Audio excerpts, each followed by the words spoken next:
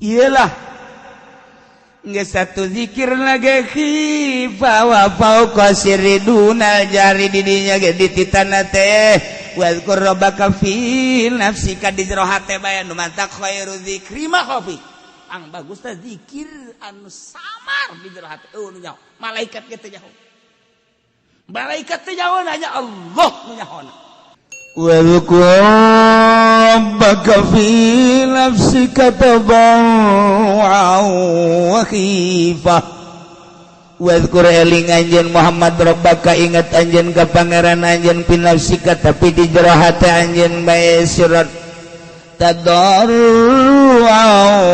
wa khifah kana arah tadarru DPDP wa khifah jeung sieun ka Allah. Ieu dalil toriko zikir, ieu zikir toriko ieu. Ieu dalilna. Wazkur khusus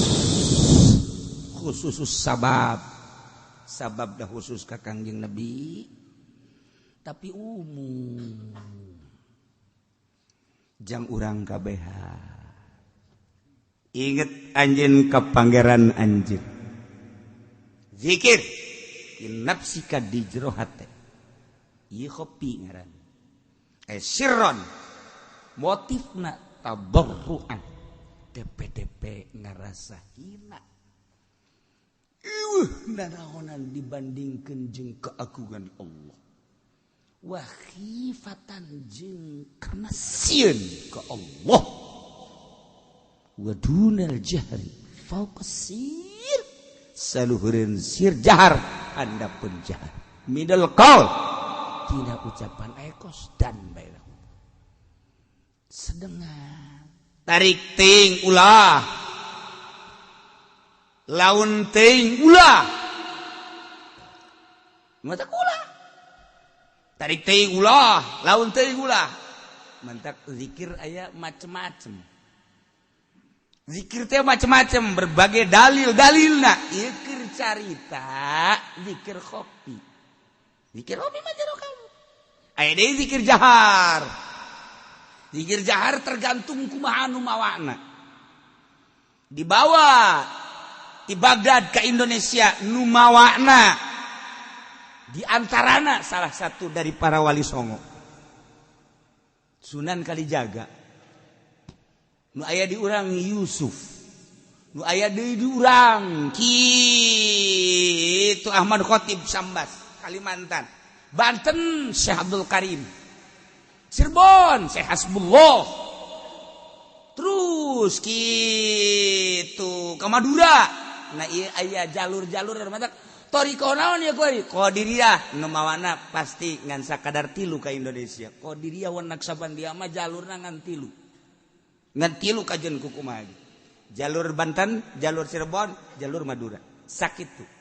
Engke tidinya dikembangkan Banten kemana Cirebon kemana Madura kemana kanyahoan geus lamun aya anu nyekal toriko Qadiriyah wan Naksabandia gimana ya anu jalur mana kapanggih bakal tek oh kadinya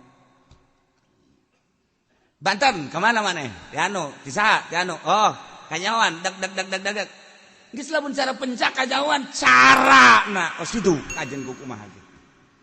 Nah, lamun dia Khalidiyah, nu mawana pasti ka Indonesia, pasti eta. Geus kanyahoan kurang jalur Khalidiyahna, di mana ieu? Sumatera, eta berarti kieu. Lamun ieu Satoriyah kanyahoan nu mawana eta. Geus ngembang lah kurang Jawa Timur, Jawa Tengah, Jawa Barat. Mun di urang teh mah bakal kanyahoan jalur mana? Tuh teu kanyahoan. Mantak aya bae mutamar thariqah supaya mutabaroh. Jalur-jalur kanyahoan. Ketika aya jelema ieu norekat teh thariqah Naksabandia kok kieu ieu lain deui ieu mah ieu lain deui pembawaan thariqahna gimana ya selidik urang pasti putus guru wajen kukumaha ge putus guru kajen kukumaha lain kitu urang dek Naksabandi bae Bahauddin Naksabandi Uzbekistan nyanalah tokoh nu paling luar biasa anu bisa komunikasi jeung Allah teh lain lalawora jelema tuh ilham teh langsung ka Bahauddin Naksabandi mah. Masya Allah eta jelema kuluhur-luhurna. Kitulah para kutubul aulia. Datang ke Indonesia, dibawa salah satu wali Songo Naksabandina. Geus aya Qadiriyah wan Naksabandiyah, aya Qadiriyah hungkul, aya Naksabandiyah hungkul. Engke kanyawan nu Naksabandiyah hungkul jalur mana? Jawa Timur, Jawa Tengah, Jawa Barat. Naksabandi hungkul kanyawan. Salah, bakal kanyawan.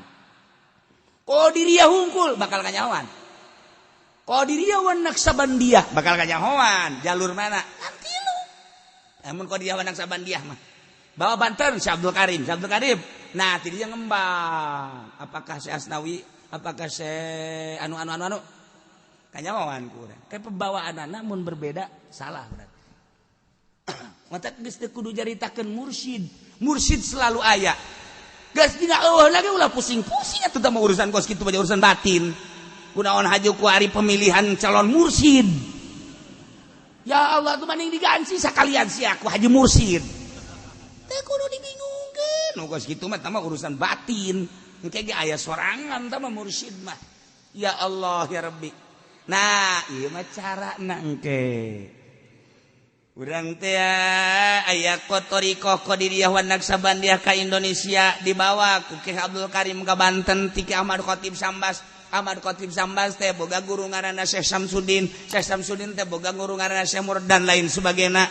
Dipadukeun ku Ki Ahmad Khatib Sambas Qadiriyah jeung Naksabandiyah. Kan Qadiriyah mah jahar la ilaha illallah, la ilaha illallah. Ai Naksabandina kopi. Peureun dihijikeun ku Syekh Ahmad Khatib.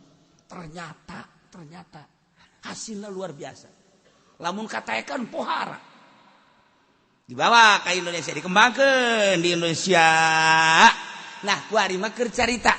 Ieu urang kuari kunaon si teu ngageser hate urang.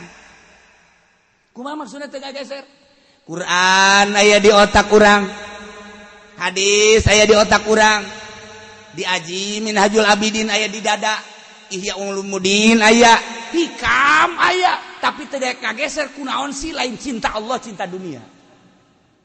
Ieu nu bahaya ge. Kurang kumaha penjabaranana di universitas bahkan diterjemahkeun. Eta Hikam diterjemahkeun, eta Ihya diterjemahkeun, nu nerjemahkeun age cinta dunia. Eta kiai luar biasa. Lamun nyaritakeun ilmu pohara jasa, bahsul masail pangmenang nanyana. Tapi cinta dunia. Kunaon teu digeser sih di jero hate teh. Henteu dijazab. Henteu ditarik. Renungkeun. Je, aing ngaji ti leuletik geus puguh amil jurumiyah sorop. Ngelal datang ka ngelel. Ieu alfiyah diaji, lain sakali gaji Johar Maknun diaji, bahkan ukudul Juman ge diaji. Samsiah ge datang ka mukhtalitot di luar kepala datang ka kitab lagi leungit kuari. Diaji kabeh kuari. Tapi teu daek ngageser. Endahan ngageser ka dunia, diantara ngageser ka dunia lah ya aing hirup kieu bae malah maningan aing manyieun yayasan bae ngageser ka dunia berarti. Kiai dibere ilmu, tafsir aya, Fathul Muin aya, hadis aya, kuari digeserkeun kuduna cinta Allah anu pohara, kuari kunaon cinta dunia malah ngageser nyieun mi teh mi nyieun sanawiyah, nyieun aliyah lain salah, nyieun sanawiyah aliyah mah teu kudu ngaji geledegan di pondok pesantren. Teu kudu tah kitu mah sabira jalur proposal atuh. Tah ieu mah kiai mah keur carita, lain ulah nyieun sanawiyah, lain ulah nyieun aliyah, lain ulah nyieun universitas, teu kudu mondok nu kos kitu mah. Teu kudu tah mah urusanna dunia, nyieun ku sia. Asal boga duit we ge urang, mondok henteu naon henteu, nyieun urang sanawiyah aliyah, aing kiaina beres. Kiai aja supaya dia pernah mondok teu aing mah. Pada tuh jatah jadi kiai urusan aing teh urusan. Tanggung jawab aing geus di Allah. Boh budak pohara. Atuh kuari mah jangan teu sakola kedokteran ge bisa nyeun rumah sakit tah. Ya rumah sakit. Aing pokona mah kepalana lain dokter lain naon, dokter booking atuh sakola ge sarua. Jeun pondok pesantren mudirun. Asupen dia jurusan jahanamiyah teras. Dunia. Ieu teh ulah lain ulah. Ieu mah kiai, keur carita kiai mah. Tafsir aya di otakna. Hadis aya di otakna. Usul fikih aya di otakna. Komo fikihna. Tasawuf aya di otakna. Pasaran ihya, pasaran sagala Minhajul Abidin Hikam geus sering. Kunaon sih teu gageser hate. Nah, pertanyakan ke diri sorangan. Kau tengah geser selama cinta dunia moal indah hirup. Moal nikmat ibadah ke Gusti Allah. Moal daek salamet moal. Nah, coba yang geser ke. Carana bertoriko. Dipaksa orang teh, paksa awak teh. Jam sekian, udah jam sekian, zikir jam sekian, tergantung umat torikoh. Pemaksaan diri supaya ingat baik Allah. Awalnya bakal dipaksa, la ilaha illallah, la ilaha illallah, la ilaha. Dipaksa terus mungkin karena kurang cerdas 1 tahun 2 tahun macam karasakan menyana. Zikir bae lah, la ilaha illallah, la ilaha illallah, la ilaha illallah. Hah, tadi geus beres sahareudang. Jangan aja mikiran norekat aing kos kiamat ieu. Tapi terus wae lah, la ilaha illallah, la ilaha illallah, illallah, illallah. Tanya ku mamajikan ku nangka kuyang aing. Pemaksaan ya pemaksaan. Tapi terus. Illallah. Kan aya boga guru mah di bawah naungan guru. Guru na ieu budak kiamat sih. Ieu bado aya sal zikir bae muka baju saku bade gelut. Naonan sih. Aya bimbingan ganti guru mursyid. Melalui doa na guru aya mah budak teu kudu dinasehatan doakeun bae. Engke ge aya nyulusup doa guru. Itulah thariqah mah. Ente kudu dipanggil ya. Doakeun ku guru. Gusti tuduhkeun. Ihdita. Mantak Allahumma hdina siratal mustaqim teh eta teh doa ahli thariqah. Allahumma hdina siratal mustaqim. Allahumma hdina siratal mustaqim siratal ladzina eta teh doa thariqah. Nah, ditujukan Allahumma hdi ya Allah golba fulan.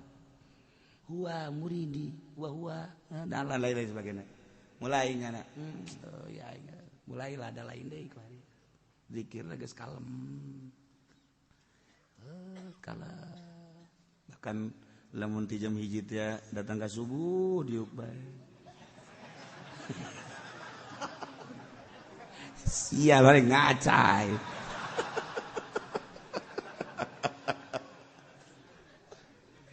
Pemaksaan, thariqah teh pemaksaan. Ngan kudu aya kesiapan di dirina mun can siap ulah. Siap ditinggalkeun dunia. Ieu mah norekat teh ku guruna geus ya lamun nyekal torekat ieu insyaallah sugih ge. Yah, eta guru gantung guru kos kitu mah. Torekat sih ka dunia goblok ta guruna. Torekat mah sia dek norekat berarti ka Allah siap sia ninggalkeun dunia. Mun ngawarung sia abruk daek sia. Ih ka ulah torekat sia kos kitu. Torekat sia. Itu torekat dari ka Allah secara mutlak beres. Ninggalkeun dunia. Segala warung, segala sawah, segala perusahaan tetek ya saya tinggalkan dekat Allah. Pada Allah mah lain kudu lempang. Emang Allah aya di gunung. Emang Allah aya di Bandung lain.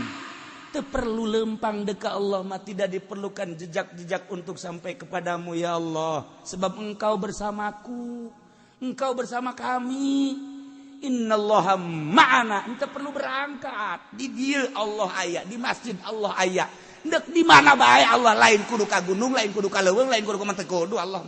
Hanya perasaan nu can datang ka urang. Maka dipaksa urang miceunan reged.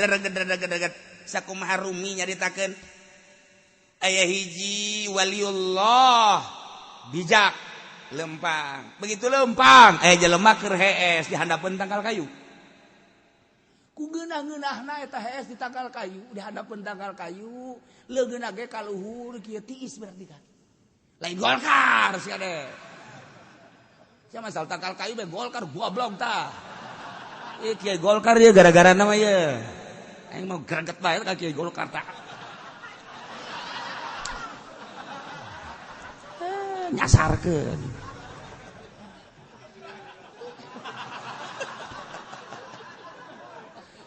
Iya. Calangap KS na calangap. Kadeulean ku kiai tersebut aya orai asup kana sumutna. Ya Allah. Caki diudangkeun ku nya diudangkeun ge galak. Udang sia, udang. Aun kiai galak amat. Sia nonggong. pepohoan tongona. Nanaonan kiai. Nanaon sia lain nanaonan sia bahaya sia lamun ku aing teh diteugelan bahaya sia. Heh. Nanaon kula hudang heet datang di pepohoan bae lumpat nya. Lumpat di udang. Udang sia ka dieu sia ka dieu. Ka dieu sia ka dieu sia. Nik laon ieu kiai ka dieu sia celaka sia. Wae di pepohoan ieu napa bebeuteng. Nanaonan cenah ieu. Lupat deui nya lupat deui. Malah mau apa Mongol kiai. Kadi sia ku di pepohoan sia ku di. Heula kiai nanaonan ieu. Nah, datanglah ka kitu leuweung ka kebon. Kiai gegeuraan mah nyokot daun bang hihitutan, daun papayitan waduh di kieu dahar ku sia. Ih, cak jalan nanaonan ieu kiai nanaonan dahar cak aing dahar. Hayo, didaekeun dipaksa dikieukeun ku kiai. Baksakeun dahar. Gayam. Cak nya nanaonan si kiai. Kula keur ngeundah hees ieu, datang di gebugan bae. Di udag-udag. Aduh, cenah kiai. Kiai tolol cenah ieu. Goblok ieu kiai ya, cenah. Aya kajian aing mah digoblok-goblok ge cenah teh. Nu penting dahar tah sia aya, dahar. Gayam. Leleg, tereuy. Ah. Aduh. Gas, tenang. Malah dikieu-kieu deui ku kiai, bluk-bluk. Enggi satu cek cenah jeri awak kieu. Enggeus jeri. Terus make kayu gadong-dong, bluk. Nanaonan cenah kiai. Ayo geura ter. Inum. Geus kebel mules beuteungna aduh. Mules beuteung nya kiai. Kaja, ayo urang keur mules terus. Utah cenah. Begitu utah keluar orang. Kadele Gus ya. Masyaallah cenah kiai. Masyaallah jadi aya orayan di beuteung sia ku aing kadeuleut. Nu mantak aing ngagebugan sia ge lain naon supaya oray keluar. Aju ku aing dibere dang-daunan nu pait-pait teh eta supaya oray mabok. Diinum ban ku aing tak bari mah oleh masyaallah nangkep jangan ka kiai. Duh kiai hampura kula mulo kiai kula cilaka meureunana. Nuhun kiai gambaran toriko seperti eta. Gambaran torikoh teh seperti eta. Di diri urang teh loba orayan. Komo di aja pendi manggeus anak incuan sama orang. Lain hiji oray bae. Oray koros aya di dinya, oray pucuk aya di dinya, oray tande, oray belang, hambalaya. Geus hese tah mah diobatan naon ge hese.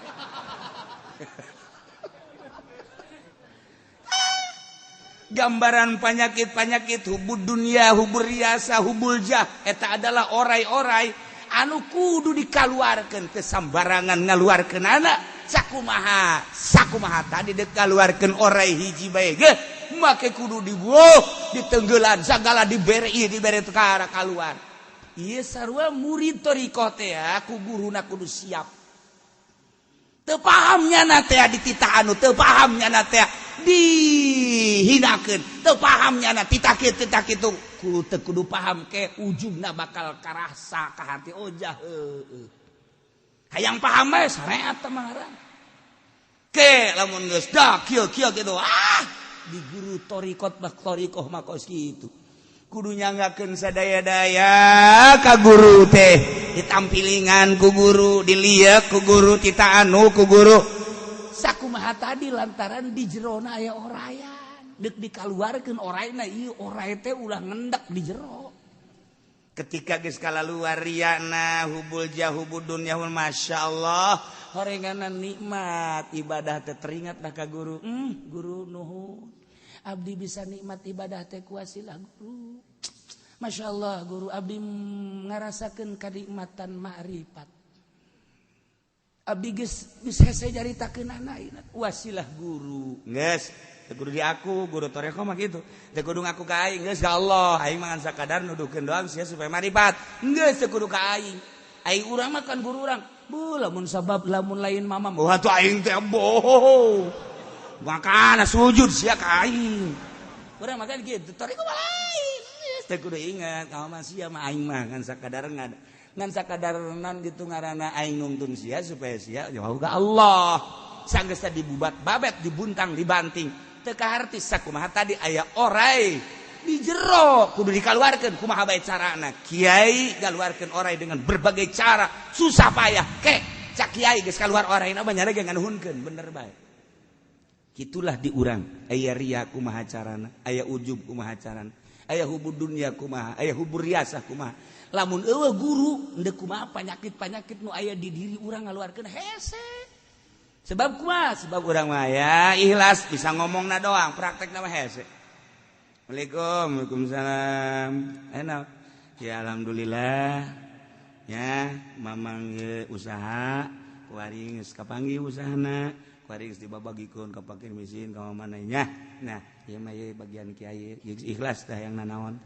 Ikhlas mah teh kudu ngomong ikhlas. Orang di jero nama abeh aing kanyahoan bahwa aing barahan. Penyakit di bae kan. Ngabae aing engke ku batur di aku, fakir miskin ngaraku, segala yatim ngaraku, boh aing nu dermawan. Penyakit di bae kan. Tadek ngalengitkeun hal-hal nu kos kitu kudu aya pembimbing. Iyalah mursyid ngaran.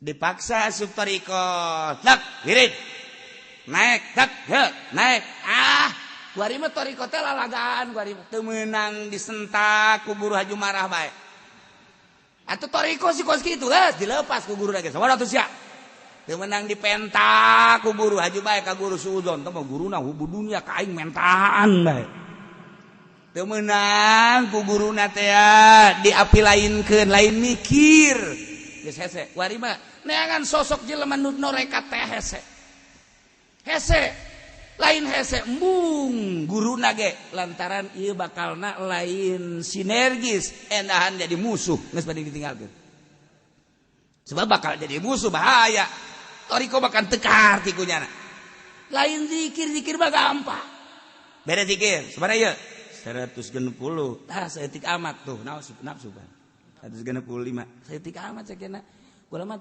500 ge siap ya kana teh. Geus hawa nafsu. Penting sabaraha? Lah ulah loba-loba penting mah tuh 200 lamun kuat 500. Lah kecil sakena.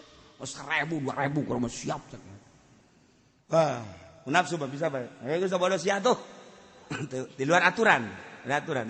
Oh norek. Engke ka dituna. Beh. Jelema teh norekat mah kos kitu teh jar aing. Aing cara aing norekat beh aing bisa hibar segala. Jadi geus leuleui yang ngomongna ge. Leuleui tah eta akibat henteu make aturan torekat teh. Jeung jelema engke teu wauh.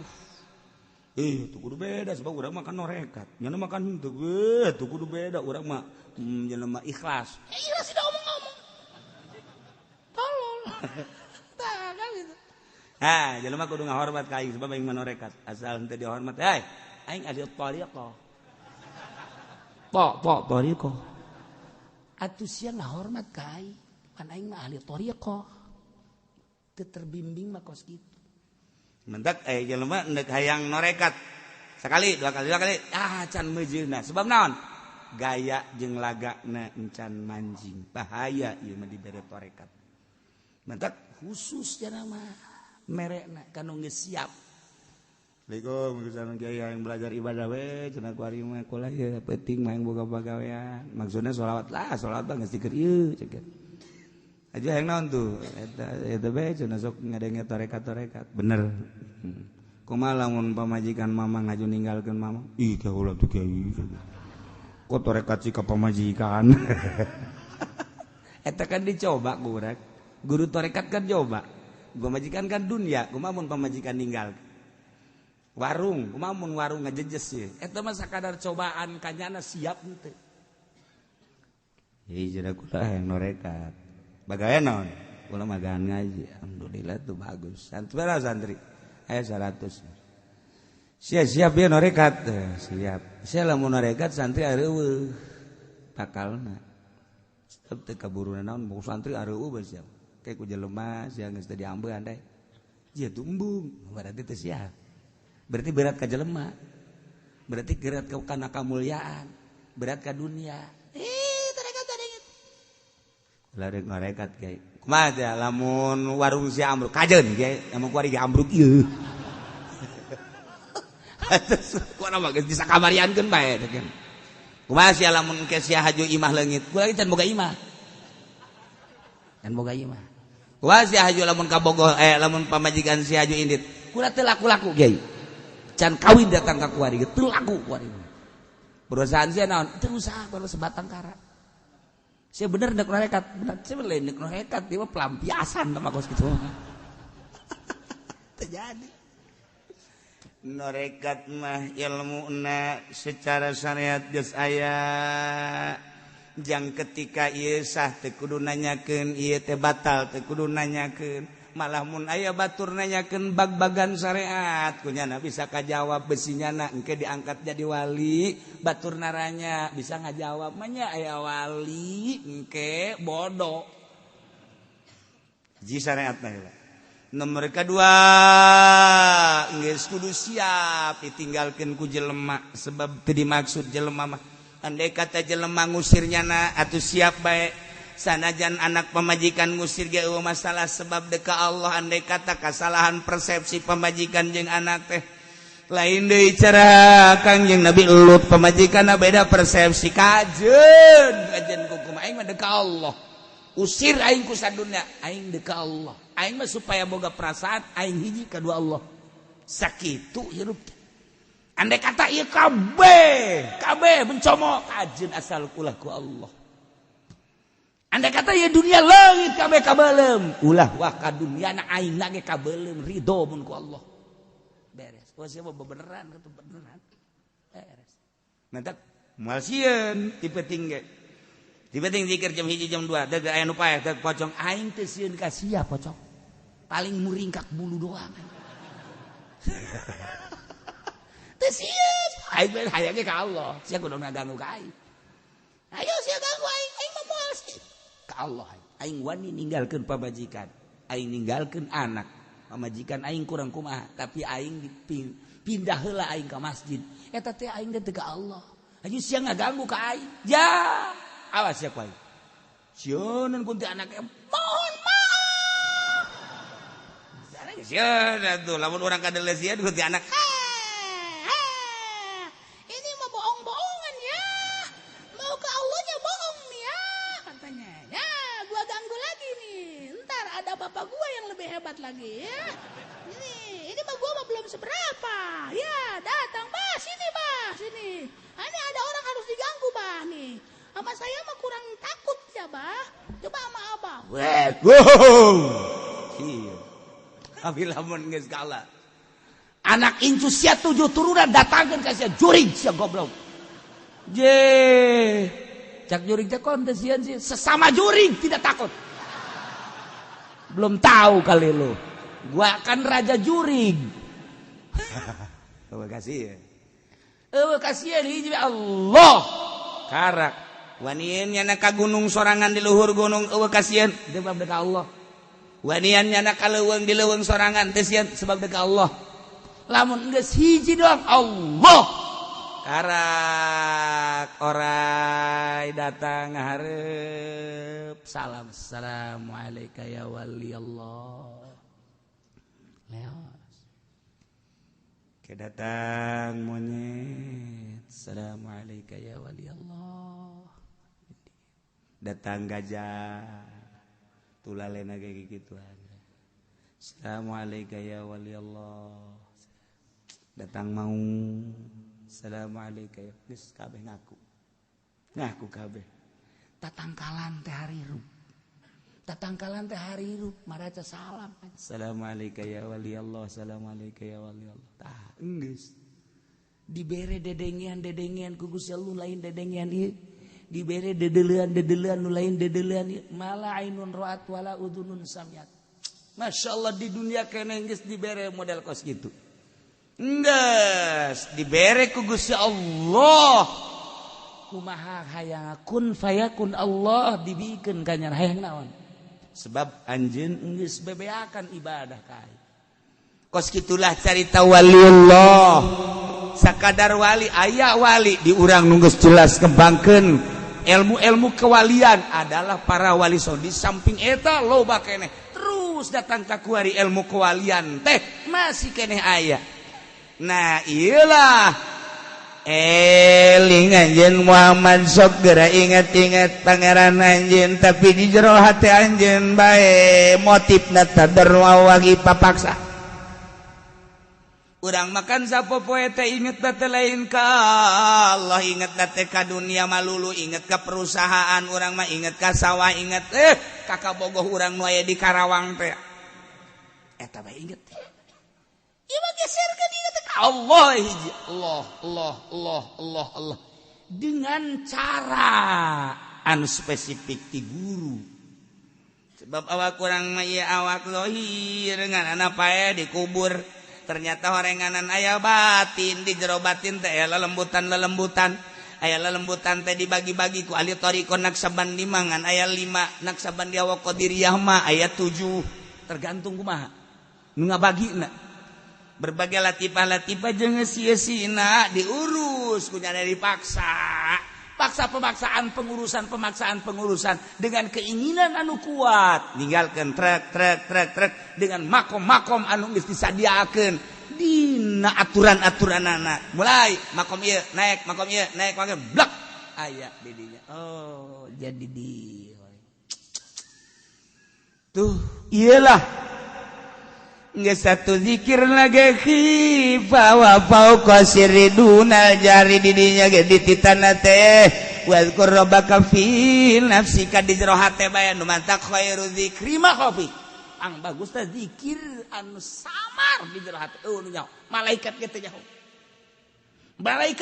hanya Allah nu nyahona ngan nyahona seungit malaikat teh ari zikir mah teu nyaho sebab malaikat mah nu zahir langkah-langkah orang tapi sengit malaikat diamban sengit amat sengit barang ngamban ka dieu bau sengit ambeul ka balik ieu zikir. Nah mimiti zikir jahar la ilaha illallah la ilaha illallah la ilaha illallah bari mi zikir kopi Allah sesuai jeung detak jantung urang disesuaikan jeung perintah guru. Allah kamana arah Allah. Tidinya mulai zikir nafas laqad diri sya'na bidkhalin nafas. Sok takdirkeun domir syan dengan masuk nafas asuk babil khurujin bil aqdas. Ketika keluar takdirkeun make asma Allah nu maha suci Allah geus kaluhur kajrohu keluar Allah